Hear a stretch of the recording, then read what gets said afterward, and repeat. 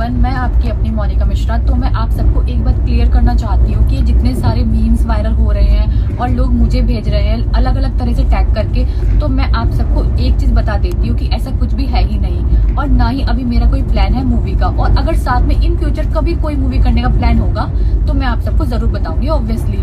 और कुछ लोग जो अलग अलग तरह के मेरे मीम्स बना रहे हैं और गलत तरह से अफवाहें लिख लिख कर डाल रहे हैं, तो ऐसा कुछ है ही नहीं है। मैं पवन सर के दिल से बहुत रिस्पेक्ट करती हूँ और वो बहुत सीनियर है, तो प्लीज गलत तरह की अफवाह मत फैलाएं। Thank you. जी हाँ, वायरल मोनिका मिश्रा जो कि पियर की फराक वाली हीरोइन का अभी बहुत सारा एमएमएस वीडियो बना के वायरल किया जा रहा है। कहीं ना कहीं ये video power star Pawan Singh जो कि ख्यालों में है कि पावर स्टार पवन सिंह शादी करेंगे मोनिका सिंह से। क्या लगता है कि पावर स्टार पवन सिंह मोनिका सिंह से शादी कर पाएंगे या नहीं? आप लोगों को क्या राय लगता है? कमेंट बॉक्स में ज़रूर बताइए। मिलते हैं एक और वीडियो में, जब तक।